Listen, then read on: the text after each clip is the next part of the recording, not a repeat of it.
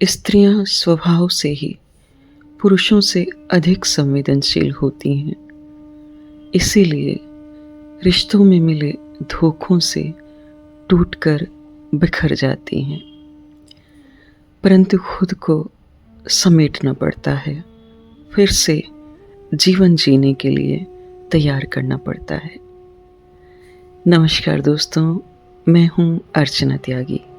एक बार फिर से आपके साथ हिंदी लेखक परिवार के YouTube मंच पर, और आज प्रस्तुत कर रही हूँ बसंती पमार जी द्वारा लिखित एक कहानी, अब बस, जिसे उनके कहानी संग्रह 2.5 आखर से लिया गया है। तो प्रस्तुत करती हूँ यह सुंदर कहानी, अब बस। आज शारदा की आंखों में न नींद थी न सपने। आज से पहले तो वह जागती आंखों से भी सपने देख देख कर मुस्कुराती। आज उसकी पूरी दुनिया ही बदल गई। वह चाहती थी आंसुओं को समझाना कि व्यर्थ बहने से कोई फायदा नहीं है, मगर आंसू तो इतने भावुक, इतने भोले हैं कि समझना ही नहीं चाहते थे। चुंधियाई आंखों से गिरते झिलमिलाते मोतियों में बीता हुआ एक एक पल कभी मुस्कुराता, कभी खिल्ली उड़ाता, वो देख रही थी उन दिनों को जिनकी याद दर्द के सिवाय कुछ नहीं दे सकती थी। फिर भी उसने देखा। उस दिन वह और अनिल कितने खुश थे। कितने संघर्षों के बाद उनके बचपन के प्यार को जीत हासिल हुई। जाति बंधन तोड़ना इतना आसान नहीं था। उस पर शारदा के माता पिता रूढ़िवादी विचारधारा वाले थे। 2 विजातीय बच्चे एक मोहल्ले में एक साथ खेलते, पढ़ते, लड़ते झगड़ते बड़े हुए। समझ ही नहीं पाए कि कब हमेशा के लिए एक दूजे का होने की ठान बैठे। परिवारों को मनाना कोई आसान काम नहीं था। कई परीक्षाओं से गुजरते गए, पास होते गए। अब अंतिम परीक्षा थी अनिल की नौकरी। शारदा के पिता ने स्पष्ट कह दिया कि अगर अनिल की सरकारी नौकरी नहीं लगी तो यह शादी हरगिज नहीं हो सकती। अब सरकारी नौकरी कोई जेब में रखी वस्तु नहीं थी कि निकाली और ले ली। 5 वर्षों के लंबे संघर्ष के बाद आखिर अनिल बैंक में नौकरी पाने में कामयाब हो गया। अब कोई अड़चन नहीं, सब ठीक। दोनों परिवारों की रजामंदी से मंगनी धूमधाम से हो गई। 6 माह बाद शादी की तारीख भी तय कर दी गई। कितने सपने, कितनी खुशियाँ। एक दिन न जाने शारदा को क्या सूझा, उसने अनिल को फ़ोन किया। हेलो अनिल, कौन? आप कौन बोल रही हैं? मैं सविता। कौन सविता? अब कौन की बात छोड़ो, हमसे रिश्ता जोड़ो। क्या बकवास है? बकवास नहीं, हम आपको बहुत चाहते हैं। अनिल ने झुंझलाकर फ़ोन काट दिया। शारदा खिलखिला उठी। बाद में अनिल ने उसे बताया कि किसी सविता का फ़ोन आया और उसने कैसी कैसी बकवास की। इस तरह शारदा सविता बन अनिल से मोबाइल पर बातें करने लगी। कुछ दिनों बाद उसे लगा कि अनिल भी सविता से बात करने में रुचि लेने लगा है। एक दिन शारदा ने अनिल को फ़ोन पर कहा, अनिल जी, मैं आपकी शारदा से कहीं अधिक सुंदर हूँ, और जानते हो मैं अमीर बाप की इकलौती पुत्री हूँ। कहने की ज़रूरत नहीं कि सब कुछ मेरा ही है। अच्छा है, पर मुझे क्यों बता रही हो? क्योंकि मैं आपसे प्यार करती हूँ। मैं आपको कितनी बार बताऊँ कि मेरी मंगनी हो चुकी है? अरे, मंगनी ही तो हुई है, शादी तो नहीं ना। और अगर शादी भी हो चुकी हो तो प्यार करने वालों को क्या फ़र्क पड़ता है? इस तरह की बातों से अनिल को परेशान कर शारदा खुश होती रही, पर धीरे धीरे उसे महसूस होने लगा कि अनिल अब शारदा की बातों में दिलचस्पी नहीं लेता। सविता से बातों में उसका मन लगने लगा है। धीरे धीरे उसने सविता से हुई बातें बताना भी कम कर दिया। पूछने पर टालने की कोशिश करता। साथ ही काम के बहाने उसने शारदा से मिलना भी कम कर दिया। सविता से बातों में प्रेम की महक शारदा ने महसूस की। धीरे धीरे अनिल का फ़ोन आना भी कम हो गया।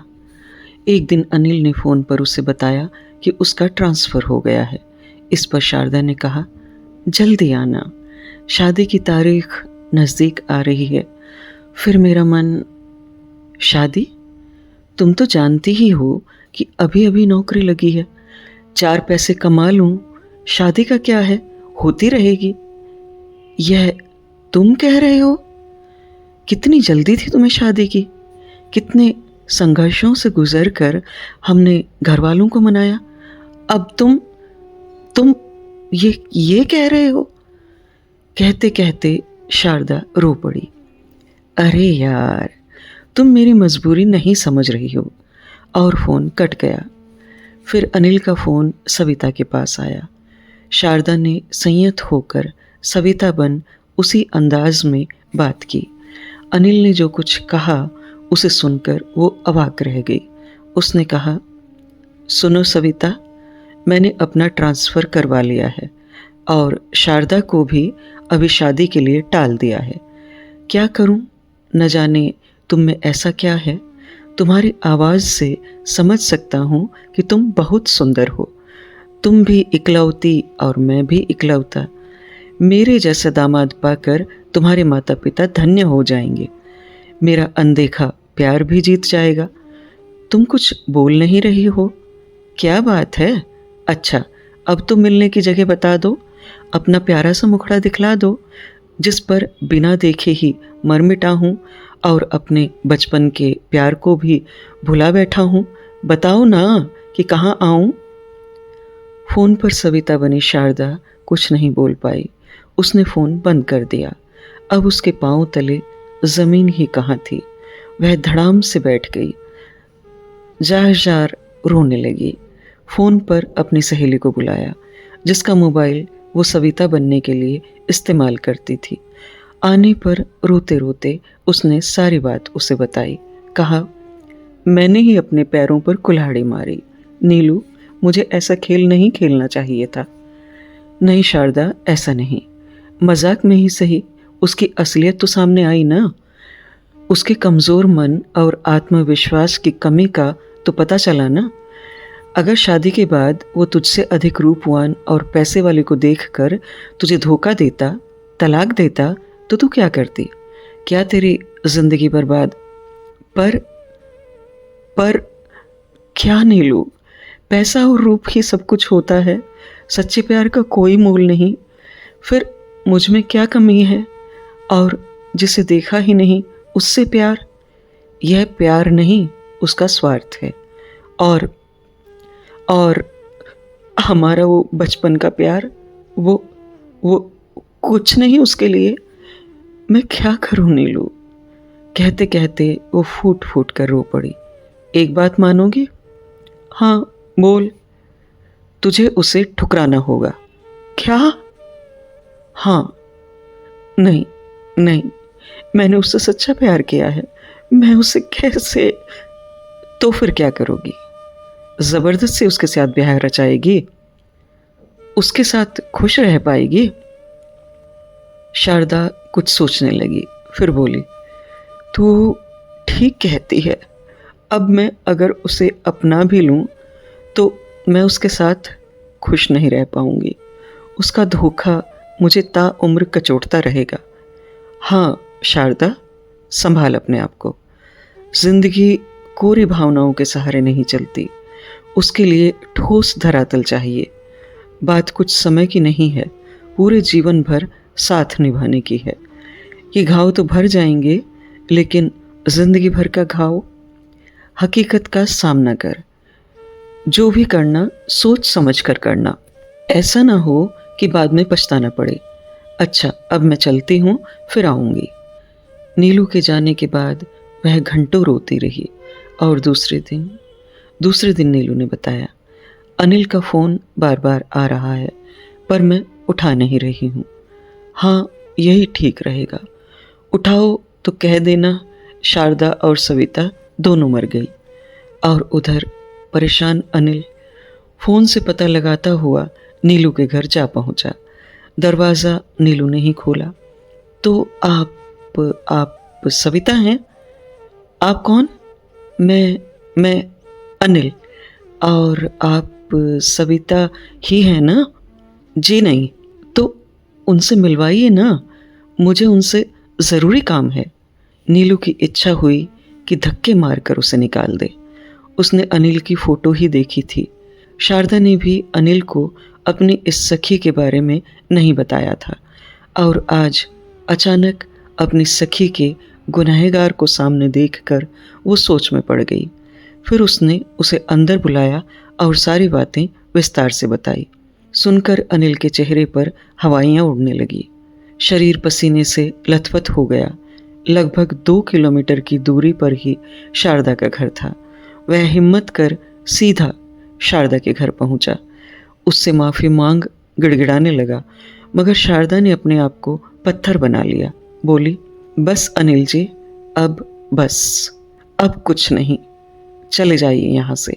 बचपन का प्यार, रूप और पैसों की चकाचौंध में कहीं खो चुका है। उसने दरवाज़ा बंद कर लिया। गुनगुनाने की कोशिश करने लगी। कसमें वादे प्यार वफा सब बातें हैं, बातों का क्या। अपनी भावनाओं को दबाने का दर्द छलकने लगा। सोचने लगी, सबके नसीब में सच्चे प्यार की दौलत नहीं होती।